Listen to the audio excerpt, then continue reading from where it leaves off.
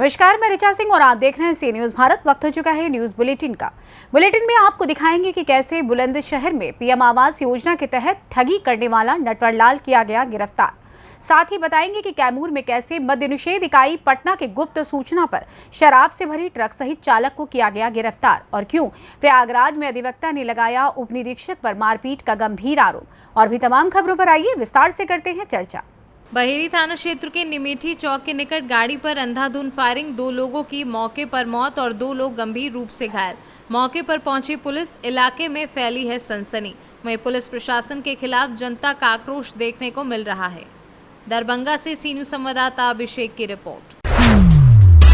उत्तर प्रदेश के जनपद बुलंदशहर में प्रधानमंत्री आवास योजना में फर्जीवाड़ा करने वाले नटवर लाल को पुलिस ने गिरफ्तार कर लिया है। बता दें कि लोगों को प्रधानमंत्री आवास योजना के तहत मकान दिलाने के नाम पर 2000 रुपए से लेकर 8500 रुपए मकान दिलाने के नाम पर लेता था और पकड़ा गया नटवर लाल, जिसकी बुलंदशहर नगर कोतवाली पुलिस को काफी दिनों से शिकायतें मिल रही थी।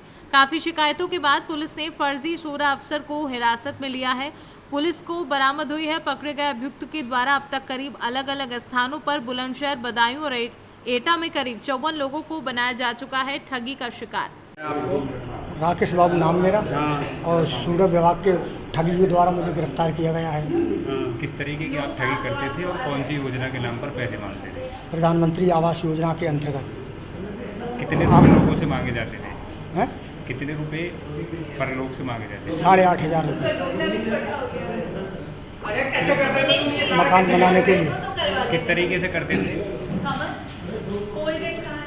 प्रधानमंत्री आवास योजना के बारे में हम बताते थे जाके गांव में, और उनसे कहते थे आवास बनाने के लिए पैसा मिल रहा है। उसके बाद लोगों को समझ में आती थी तो वो अपने कागज़ देते थे, कागज़ मांगते थे, जैसे आधार कार्ड है, पैन कार्ड है, बैंक खाता है, 4 फोटो है, एक स्टाम्प पेपर है। इनको सबको भर के हम ले जाते थे और उनसे पैसे लेते थे। लगभग कितने लोगों से आपने अब तक ठगी की? अब तक जो है मैंने 54 लोगों से यहाँ लिए हैं पैसे, जिसमें 8 लोगों के पैसे आए नहीं हैं, बाकी सब लोगों से पैसे आए हैं। अच्छा, आपके साथ भी क्या ठगी हुई थी? उसके बाद में ठगी का सिलसिला आपने शुरू किया था? नहीं, मेरे साथ फ्री नहीं हुई थी। आवासीय योजना में मकान दिलाने के नाम पे ठगी करने वाला पकड़ा गया है। क्या उसका पूरा इसमें रोल है और किस तरह की ठगी करता था? कौन सी योजना? तो कल हमें एक सूचना मिली थी कि राकेश बाबू हैं, पुत्र गंगाराम, ये बदायूं के रहने वाले हैं और यहाँ पे लोगों को प्रधानमंत्री आवास योजना के अंतर्गत आवास दिलाने के नाम पे लोगों से ठगी करते हैं। तो ये लोगों को ये वादा करते थे कि ये 10 से 12 लाख रुपए प्रधानमंत्री आवास योजना के अंतर्गत दिलाएंगे और उसके लिए प्रति व्यक्ति 8 से 8500 रुपये कमीशन लेते थे। जब और लोगों से ये पूरी तरीके से कागजात भी लेते थे, उनसे स्टैम्प पेपर पे साइन करवाते थे, आधार कार्ड, पैन कार्ड और उनकी सभी प्रतियाँ ली जाती थी। तो जब कुछ लोगों को शक हुआ, क्योंकि ये उनका काम नहीं करवा पा रहे थे, तब ये सूचना हमें प्राप्त हुई और जब हमने इनसे पूछताछ करी तब पता चला कि ये व्यक्ति अपने आप को सूडा का अधिकारी बताते थे और उसी के नाम पे ये कमीशन लेते थे लोगों से। ये इनका एक्चुअल जो ऑक्यूपेशन है, ये ठेला लगाते हैं पूड़ी सब्जी का, और ये 8वीं पास हैं और ये लगातार फ्रॉड करके लोगों के साथ धोखाधड़ी। कितने लोगों के साथ फ्रॉड किया? इन्होंने जनपद बुलंदशहर में 54 लोगों के एक पूरी सूची बनाई हुई है जिनके साथ जिनके फाइलें तैयार कर रखी थी। उसके अलावा इन्होंने इससे पहले एटा से 19 लोगों के साथ धोखाधड़ी करी थी। एटा में इन्होंने प्रति व्यक्ति 2000 रुपये लिया था और जनपद बुलंदशहर में प्रति व्यक्ति 8500 रुपये लिया। मैडम, तो जो उन्होंने कागज लिए थे, क्या उसका कोई दुरुपयोग अभी निकल के आया? उस तरह का कोई भी दुरुपयोग निकल के नहीं आया है। इनको सिर्फ अपने आर्थिक हित से मतलब था, तो ये बस आवेदन लेते थे और उनको लगातार झांसा देते रहते थे कि उनका काम होता था, पर उसके ऊपर कोई कार्रवाई नहीं करते। कुछ और भी इसके साथ के लोग हैं जिनको चिन्हित किया? नहीं, अभी तक ऐसा कोई भी इनका गैंग के रूप में काम करना सामने नहीं आया है। ये बस व्यक्ति अकेला फ्रॉडस्टर है। एक्चुअली इनके साथ खुद फ्रॉड हुआ था, तो फिर इन्हें वहीं से ये आइडिया आया कि ये एक बहुत ही अच्छा कमाई का साधन हो सकता है और लोग बहुत आसानी से अपने, तो ये सभी लोगों से गुजारिश भी रहेगी ये कि इनके पास से जो हमें दस्तावेज़ बरामद हुए हैं उनमें खाली स्टैम्प पेपर पे भी लोगों ने साइन करके दे दिए हैं। तो ये सभी से रिक्वेस्ट भी है कि जब भी आप किसी भी व्यक्ति को स्टैम्प पेपर पे अपने साइन करके दे रहे हैं, अपने आधार और पैन कार्ड जैसी निजी चीज़ें उनके साथ साझा कर रहे हैं, तो ये ज़रूर इंश्योर कर लें कि सामने वाला व्यक्ति जेन्युइन है कि नहीं। मैडम, कौन सी योजना के तहत? ये प्रधानमंत्री आवास योजना के नाम पे लोगों से पैसे ले रहे थे। बुलंदशहर से सी न्यूज संवाददाता मनोज गिरी की रिपोर्ट। कैमूर जिले के रामपुर प्रखंड अंतर्गत 22 जून को रामपुर प्रखंड के प्रतिनिधि भवन में मंडल अध्यक्ष बीजेपी अखिलेश कुमार सिंह की अध्यक्षता में बैठक आहूत की गई। बैठक के मुख्य अतिथि पूर्व विधायिका रिंकी रानी पांडे के कुशल नेतृत्व में प्रधानमंत्री मोदी के 9 साल बेमिसाल कार्यक्रम पर प्रकाश डालते हुए मोदी जी के द्वारा जनहित में किए गए कार्यक्रम पर विस्तृत प्रकाश डाला गया, जिसका संचालन मुकुल सिंह ने किया। मौके पर संतोष खरवार, लोकसभा विस्तारक अमित कुमार टीकाधारी, शक्ति केंद्र सवार प्रमुख हैं। लड्डू सिंह सहित हर पंचायत के शक्ति केंद्र प्रमुख एवं प्रभारी सदस्य उपस्थित रहे। शक्ति केंद्र प्रमुखों के बीच बुकलेट, किताब, कॉपी एवं किट दिया गया और साथ ही निर्णय लिया गया कि सभी शक्ति प्रमुख अपने सदस्यों के साथ अपने अपने पंचायत में महाजन संपर्क चलाकर हर घर में बुकलेट, टोपी अधिकृत वितरित करें। कैमूर से सी न्यूज़ संवाददाता राम प्रवेश तिवारी की रिपोर्ट। कैमूर पुलिस को गुप्त सूचना मिली कि चंदौली जिला से भारी मात्रा में शराब की खेप मालवाहक ट्रक से बिहार की सीमा में आ रही है, जिसकी जानकारी मिलने पर कैमूर पुलिस व एलटीएफ ने संयुक्त छापेमारी कर ट्रक से 10,792 बोतल शराब के साथ चालक गिरफ्तार किया है। शराब की बहुत बड़ी खेप उत्तर प्रदेश के चंदौली जिले से बिहार की ओर आ रही है। हमने सूचना का सत्यापन आवश्यक कार्रवाई करने हेतु एलटीएफ के साथ मिलाते हुए थाना के जो ऑफिसर ने मिलाते हुए संयुक्त टीम का गठन कर उस पर त्वरित कार्रवाई का आदेश दिया। इसके बाद हम लोगों ने घात लगाकर इस एक ट्रक को आते हुए जब देखा, हम लोगों ने रुकवाया उसे देखकर जो उसका चालक था भागने लगा। हम लोगों ने पुलिस बल में उसको पकड़ लिया। उसको जब ट्रक का सर्च किया गया तो उससे बहुत बड़ी मात्रा में शराब का कार्टून बरामद हुआ है, जो कि काउंटिंग के पश्चात हमें लगभग 10,792 बोतल, जिसमें इंपीरियल ब्लू के 750 ml के 99 कार्टून, 180 ml के 134 कार्टून, डिस्कवरी गोल्ड विस्की का 375 ml का 48 कार्टून, 180 ml का 16 कार्टून और मैकडोवल 750 ml का 99 कार्टून, कुल 10,792 बोतल, जिसमें टोटल 3,532 लीटर शराब की बरामदगी हुई है। सभी शराब के जो कार्टून था उसके ऊपर एक मिट्टी का जो बर्तन होता है उसका कार्टून से ढक दिया गया था ताकि पकड़ में ना आवे। इसके अलावा हमने उस ट्रक को भी जब्त कर लिया है और जिस ट्रक का रजिस्ट्रेशन नंबर UP 83AT 2532 है, जिस और साथ में कैश भी बरामद हुआ है 8,500 रुपये और एक GPS का सेट भी बरामद हुआ है और एक रेडमी का मोबाइल भी जब्त हम लोगों ने किया है। जो गिरफ्तार चालक उनसे पूछताछ में पता चला उसका नाम सुरेंद्र सिंह है, जो पिता उनके हैं रन सिंह हैं, जो कि गोरड़ हरियाणा जिला सोनीपत से बिलोंग करते हैं। इसके अलावा हम लोग इनसे जो संलिप्तता है उसके बारे में पता लगा रहे हैं, इसके पीछे कौन कौन लोग हैं।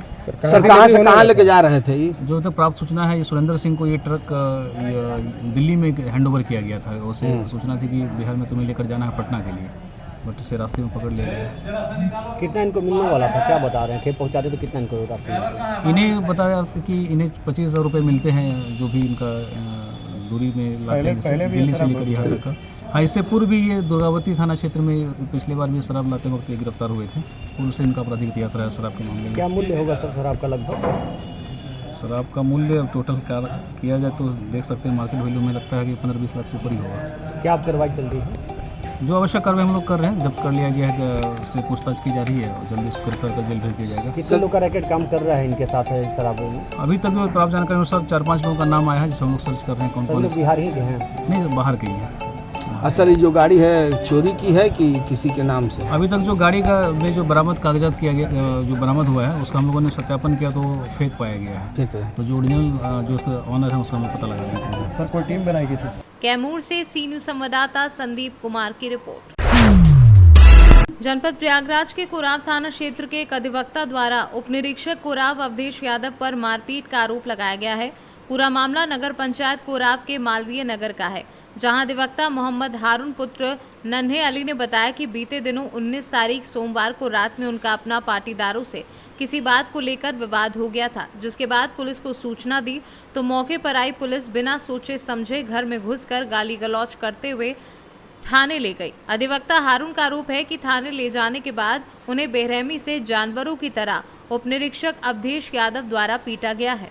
अधिवक्ता मोहम्मद हारून ने यह भी बताया कि जब उप निरीक्षक अवधेश यादव से बताया कि वे एक अधिवक्ता हैं और मैंने अपने कार्ड को भी दिखाया, तो इस दौरान अवधेश यादव और भी आक्रोशित हो गए।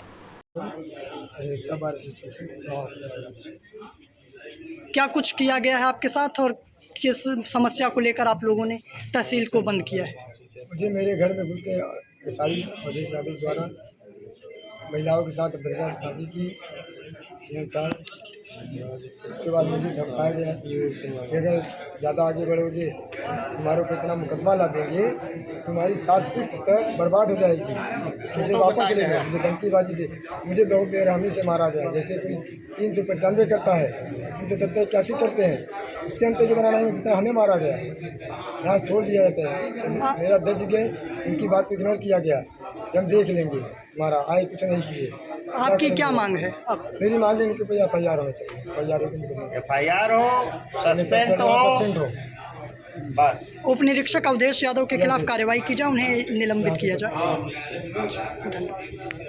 एक सूत्री बात करी तो ताला न खोले। मोहम्मद हारून जी को किस तरह से आप लोग इंसाफ दिलाने के लिए जुटे हुए हैं? प्रयास में है कि पहले मारने वालों के विरुद्ध FIR हो SI महोदय के विरुद्ध, तब तक हम लोग पूरी मुस्तैदी से यहाँ पर कोई कार्य नहीं करेंगे। उप निरीक्षक आप क्या चाहते हैं, किस तरह की कार्रवाई की जाए? जब FIR हो और सस्पेंड हो, जो भी विभागीय कार्रवाई हो गवर्नमेंट अपनी तरीके से करे, लेकिन मुझे इंसाफ तभी मिलेगा जब उनके खिलाफ FIR हो। अधिवक्ता को मारे पीटे, उसके घर का शीशा तोड़े, महिलाओं से बदतमीजी किए, ये एक सरकारी कर्मचारी या पुलिस विभाग के लिए शोभा नहीं देता। और हम जैसे अधिवक्ताओं को प्रताड़ित कर रहे हैं तो अन्य समाज के लोगों के साथ क्या करते होंगे, इसकी कोई इंतहा नहीं। अपना परिचय दे दें। उमाकांत तिवारी, अध्यक्ष बार एसोसिएशन कोराव। मोहम्मद हारून जी का पूरा जो मामला है उस पर आप क्या कुछ कहना चाहेंगे, और अब तक उनको इंसाफ क्यों नहीं मिल सका? अभी तक नहीं मिला। जब तक FIR दर्ज नहीं होगा तब तक यहाँ का कोई भी गेट और कोई ऑफिस नहीं खुलेगा। कोराव तहसील का मैं रामकृष्ण द्विवेदी, कोटा अध्यक्ष बार एसोसिएशन कोराव। प्रयागराज से सीनू संवाददाता अनिल कुमार मौर्य की रिपोर्ट।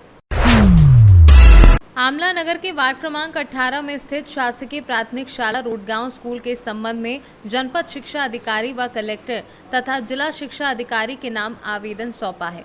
जन भागीदारी अध्यक्ष मुक्ता ढोलेकर ने बताया कि आमला नगर के वार्ड क्रमांक 18 में शासकीय प्राथमिक शाला में भवन की स्थिति जर्जर अवस्था में है। भवन के कक्षाओं में लाइट, फैन, टेबल, कुर्सी भी खराब हालात में है। वहीं भवन में साफ सफाई भी नहीं होती है। भवन में शौचालय व रसोई की स्थिति भी बहुत खराब है, वह सालों से बंद पड़े हैं। भवन के अंदर घास, पेड़ पौधे उगे हुए हैं। भवन में कभी भी सांप बिच्छू आ जाते हैं, जिससे विद्यार्थियों को कभी कुछ हो न जाए ये डर बना ही रहता है। प्राथमिक स्कूल में केवल 7 विद्यार्थी अध्ययनरत हैं, जिनमें से कम विद्यार्थियों की संख्या होने के बाद भी स्कूल का परिणाम 100% नहीं आ रहा है, जो बहुत ही निराशाजनक है। बैतूल से सीनू संवाददाता सुमित महातकर की रिपोर्ट। इंदौर क्राइम ब्रांच ने सिटीजन कॉप एप्लीकेशन में प्राप्त शिकायतों पर कार्यवाही करते हुए लगभग 1 करोड़ रुपए की कीमत के 405 गुम मोबाइल फोन आवेदकों को लौटाए हैं, जिससे आवेदकों के चेहरे पर मुस्कान छा गई है। वहीं अगर पिछले वर्ष की बात की जाए तो इंदौर क्राइम ब्रांच ने 1800 गुम मोबाइल आवेदकों को लौटाए थे और इस वर्ष करीब 900 से अधिक गुम मोबाइल आवेदकों को लौटा चुके हैं। आज जो है जो सिटीजन कॉप हमारा जो एक सिस्टम चलता है, उस ऐप के थ्रू जो है लोग अपने गुम मोबाइलों की शिकायतें करते हैं और अलग से भी थानों के थ्रू भी हमारे पास आती है। तो उसमें जो है हम लोग उसमें काम करते हुए आज लगभग 400 मोबाइल, लगभग 1 करोड़ जिनकी वैल्यू होगी, वो आज जो है आवेदकों को लौटाए गए हैं। लगभग 1800 मोबाइल पिछले साल लौटाए गए थे और इस साल भी लगभग संख्या 1000 के आसपास हो गई है। लगातार हम लोग जो है इसमें लोगों को ये आग्रह करते हैं कि जब भी उनके कोई मोबाइल गिर जाता है, गुम जाता है, तो वो सिटीजन कॉप एप्लीकेशन जो है उसको प्ले स्टोर से डाउनलोड कर सकते हैं और उसमें जो है अपने जो उनकी डिटेल्स है उसमें फिलअप कर सकते हैं और फिर उसमें जैसे भी उसमें स्थिति बनेगी उसमें क्राइम ब्रांच इंदौर पुलिस के द्वारा आपकी मदद की जाएगी। कुछ मोबाइल ऐसे भी हैं कि बाहर से जब्त किए हैं या चोरी जाए? हाँ, बाहर से भी मोबाइल इसमें बुलाए जाते हैं और जो इनके पीछे अगर कोई वारदात होती है तो फिर उस पर भी काम किया जाता है। इंदौर से सीनू संवाददाता सुरेश बैरागी की रिपोर्ट। इंदौर क्राइम ब्रांच ने ऑपरेशन प्रहार के तहत कार्यवाही करते हुए महिलाओं के सौंदर्य प्रसाधन बेचने की आड़ में बड़ी मात्रा में हुक्का और हुक्के से जुड़ी हुई 5 लाख से अधिक की सामग्री जब्त की है। इंदौर के तुकोगंज थाना क्षेत्र के अंतर्गत आने वाली एमजी रोड पर स्थित एक दुकान और उसके गोडाउन पर मुखबिर की सूचना पर तलाशी लेने के दौरान बड़ी मात्रा में मध्य प्रदेश में प्रतिबंधित हुक्का और हुक्के से संबंधित सामग्री जब्त की है। कार्यवाही के दौरान दुकान संचालक को पुलिस ने हिरासत में लिया है और हुक्का खरीदने और बेचने वाले लोगों की जानकारी जुटाई जा रही है। बता दें कि मध्य प्रदेश के मुख्यमंत्री ने नशे के खिलाफ जीरो टॉलरेंस नीति अपनाई हुई है, जिसके चलते आए दिन पुलिस नशे के सौदागरों के खिलाफ कार्यवाही कर रही है। मुखबिर की सूचना पर जो है इसमें एक जगह पे उसमें छापा दिया गया था।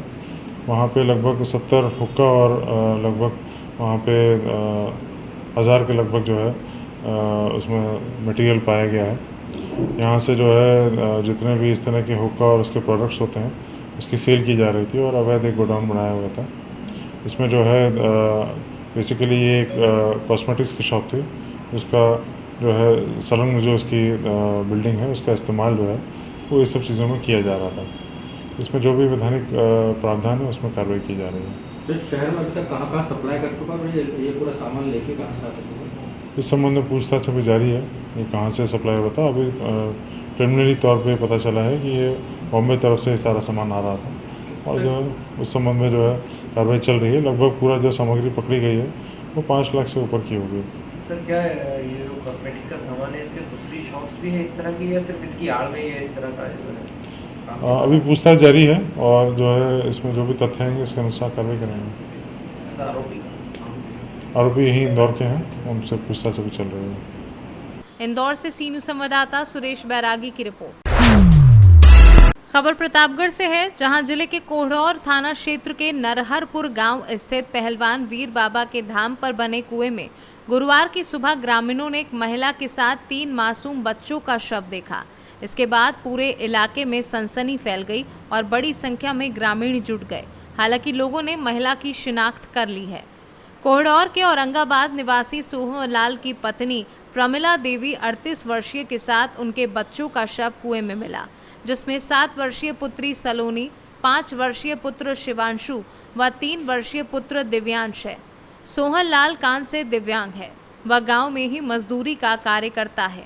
ग्रामीणों की माने तो सुबह करीब 6 बजे उसकी पत्नी प्रमिला जाते हुए दिखी।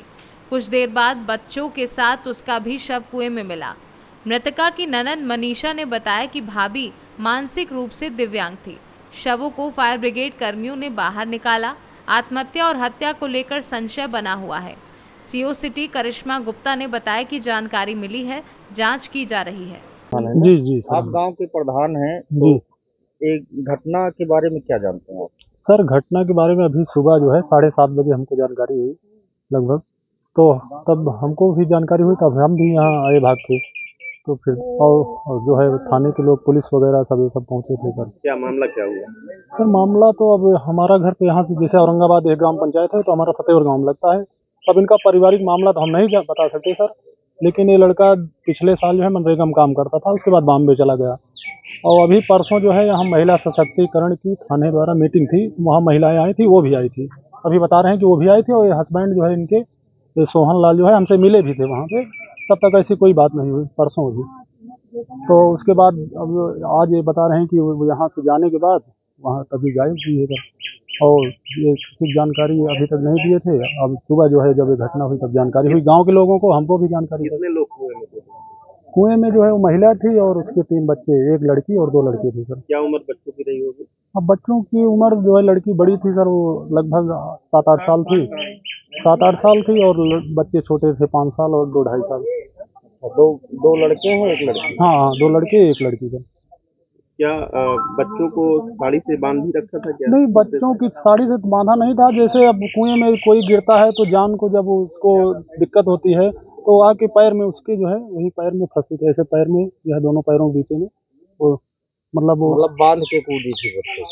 नहीं, अभी 2 लड़के तो इधर उधर नहीं थे, मतलब उसके साथ नहीं थे। लड़की जो थी, जो बड़ी थी, लगभग 8 साल की थी, उसके पैरों के बीच में फंसी थी। हाँ, बांधा वाधा नहीं था उसमें। क्या नाम है? संजय यादव। क्या घटना हुई है? कौन कौन लोग थे जो कुएं में कूदे हैं? 3 बच्चे थे शायद। क्या हुआ था? मामला क्या हुआ? पूरा मामला क्या है? पूरा मामला क्या है साहब, वो बोल रही थी मैं बॉम्बे चलूँगा, मैं जाने वाला था तो बोला मैं भी चलूँगा। मैं कहा 2-3 महीने कमा लेता हूँ, रूम भाड़ा मतलब ले लेता हूँ, उसके बाद आऊँगा ले चलूँगा। बोला ठीक है। उसका दवा चल रहा था कल्याण चौराहा में डॉक्टर के पास। बोला पैसे तो मैं जा रहा हूँ दवा लेने के लिए, दे दिया। बच्चे को लेकर चली गई वहाँ पे। भाई वहाँ मार्केट है, समोसा के लिए न जानते हैं लड़के बच्चे। तो मैं कहा ठीक है, दवा लेने गया था। 10 मिनट बाद मैं भी गया तो नहीं मिली वो, तो मैं ढूंढना चालू कर दिया। दवा लेने कहाँ गई थी? बगले है, चौराहा है। जाती थी अक्सर? हाँ, दवा हमें हमेशा वहाँ जाती थी डॉक्टर के पास? जाती थी हमेशा। फिर क्या हुआ? फिर नहीं मिली। फिर किधर से घूम गई, इधर मुझे मालूम नहीं था। मैं उधर ढूंढने चला गया, फिर कोहड़ा चला गया ढूंढने। आज कैसे पता चला आपको? यहाँ पे लोग पूजा पाठ करने आते हैं ना, तो ये नरहाटपुर है, औरंगाबाद उधर है। तो वही कोई देखा होगा तो बताया है। आपको कैसे पता चला? आपको कैसे पता चला?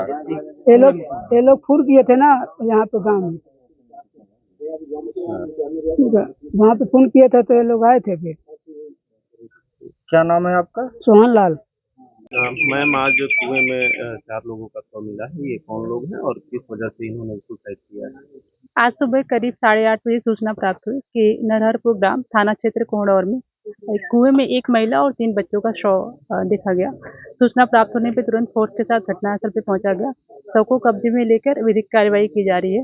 हालांकि इस संदर्भ में अभी परिवारजनों द्वारा कोई तहरीर नहीं दी गई है। तहरीर दी जाएगी तो आवश्यक विधिक कार्रवाई की जाएगी। एक ही परिवार के हैं ये एक ही परिवार के हैं, एक महिला और उसके साथ उनके 3 बच्चे। अच्छा, वजह बताई जा रही मैम कि कुछ आपस में पति पत्नी में झगड़ा हुआ, कहीं बाहर जाने को ना जाने को, परदेश जाने को।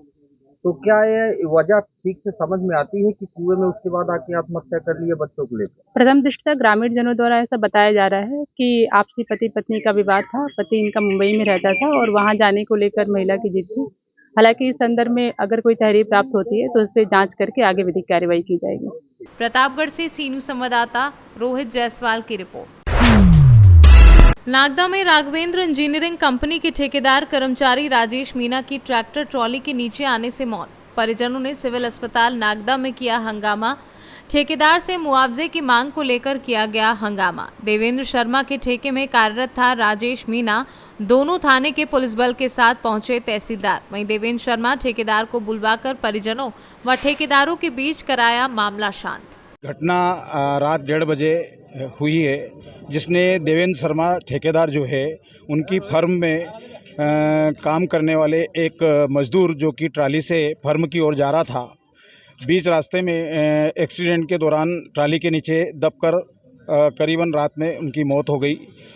मृतक के परिजनों से ठेकेदार द्वारा बात की गई और समझौते के तौर पे उनके द्वारा बताया गया कि वो मृतक की पत्नी को नगद 50,000 रुपये दिए तथा शेष तीनों बच्चों के नाम 1-1 लाख रुपये है और वर्तमान में उनकी आर्थिक स्थिति भी ठीक नहीं है। ऐसी स्थिति में उनको भी 50,000 रुपये देने का आश्वासन इनके द्वारा दिया गया। उक्त बात परिजनों के और दोनों के बीच आपसी समझौते के तौर पर होकर लिखापढ़ी भी इनके द्वारा की जा रही है तथा हाँ, ऐसा FIR के संबंध में कोई समझौता वाली बात नहीं हुई है तथा अभी जो है मृतक को पोस्टमार्टम के लिए रवाना किया जा रहा है ना। ये चूँकि पुलिस केस है, इस संबंध में मैं ज़्यादा कुछ बता नहीं पाऊंगा कि वहाँ पुलिस में क्या कार्रवाई की गई है और पुलिस पे FIR इनके द्वारा कराई गई है अथवा नहीं कराई गई है या समझौता किया गया है, ये मुझे कुछ जानकारी में नहीं है। फोन आया, राजेश मीणा हमारे वार्ड में रहता है कि उसका एक्सीडेंट हो गया और एक्सीडेंट में उसकी मौत हो गई। और वो राजेश मीणा 7 से 8 सालों से राघवेंद्र इंजीनियरिंग वर्कशॉप के नाम से भगतपुरी में कोई वर्कशॉप है, वहाँ पे ये काम करता था। और रात में 12 साढ़े 12 बजे के लगभग ये उस वर्कशॉप से कोई कंपनी का बना हुआ जॉब बड़ा सा टैंक 5 से 6 टन वजनी टैंक अपने ट्रैक्टर ट्राली से लेके जा रहे थे। रास्ते में चामुंडा माता के उस साइड में पेट्रोल पंप के इधर वो ब्रेकर से हुआ क्या हुआ, ऊपर से उसी गाड़ी में बैठा हुआ था ये ट्रैक्टर ट्राली में, उससे नीचे आ गया और अंदर आने के बाद इसकी मौत हो गई, ऐसा ठेकेदार ने बताया। उसके बाद हम चाह रहे थे कि उसके साथ उसके 3 छोटे छोटे बच्चे हैं, एक पिताजी है 75-80 वर्षीय, वो भी लकवे में है, माताजी अभी 1 साल पहले उनका देहांत हुआ। तो हम यही चाहते थे कि कम से कम अच्छा सा मुआवजा उसको मिल जाए। और अभी ठेकेदार से बात हुई तो लगभग 4.5 लाख रुपए मुआवजे का उन्होंने हमको वचन दिया है, 50,000 रुपये अभी नकद दे दिए हैं। कंपनी की तरफ से कंपनी के खिलाफ एफआईआर गई, वो एफआईआर वापस लेने की संभावना है, तो कार्रवाई चाहेंगे? नहीं, एफआईआर तो जो होना चाहिए वो तो होनी चाहिए, लापरवाही का तो केस कम से कम दर्ज है होना ही चाहिए कि कैसे हुए। ऐसे तो आए दिन उस सड़क पर हादसे होते ही रहते हैं, तो वो तो उस पर तो पुलिस प्रशासन को कार्रवाई करनी ही चाहिए। ट्रैक्टर जब्ती में भी ले रखा है इन्होंने। उज्जैन से सी न्यूज संवाददाता सुरेश जाटवा की रिपोर्ट। घटना भागलपुर के ईसा कचक थाना क्षेत्र से है। भागलपुर के ईसा कचक नीलकंठ नगर हवाई अड्डा के पास रहने वाली नरेश सिंह की बेटी अनुराधा के पति की मृत्यु 2017 में हो गई थी। वह 2 बेटी के साथ अपने घर में रहती थी। पति के जाने के बाद से वह सदमे में थी। उसी दौरान नवगछिया के तेलगी खरी का रहने वाला मनोहर सिंह का बेटा संदीप कुमार, जो रिश्ते में अनुराधा के भाभी का भाई लगता है, उसने अनुराधा को आश्वासन दिलाया कि आप चिंता ना करें, आपकी परेशानी अब मेरी परेशानी है, मैं आपका और दोनों बेटी का ख्याल रखूंगा, जिंदगी भर साथ निभाऊंगा। और धीरे धीरे वह अनुराधा को अपने प्रेम जाल में फंसाना शुरू कर दिया। अब वह उसके घर पर आने जाने भी लगा, रात में ठहरना भी शुरू कर दिया। तभी एक काली रात ऐसी थी जिस दिन संदीप ने अनुराधा के खाने में कुछ ऐसा मिला दिया जिससे वह अचेत मुद्रा में चली गई। और जब सुबह उठी तो उसे पता चला कि संदीप उसके साथ रात भर शारीरिक संबंध बनाता रहा। जब इस बात को संदीप से उस महिला ने कहा तो संदीप ने उस महिला को और बेटी को जान से मारने की धमकी दी। उस डर से वह चुप हो गई और 5 साल तक उस महिला के साथ संदीप ने यौन शोषण किया। अनुराधा ने कितनी बार कहा कि जब आपको मेरे साथ रहना है तो समाज के सामने शादी कर लीजिए, लेकिन उसने एक ना सुनी। पानी सर से ऊपर तब चला गया जब धोखेबाज युवक संदीप ने दूसरी शादी करने का मन बना लिया। तब वह उसके खिलाफ एफआईआर करने भागलपुर महिला थाना पहुंची और एफआईआर दर्ज कराई।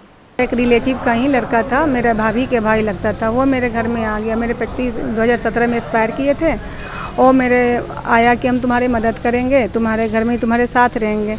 वो रहते रहते फिर मेरे साथ ना गलत करने के लिए बोलने लगा। तो हम बोले देखो ऐसा नहीं होता।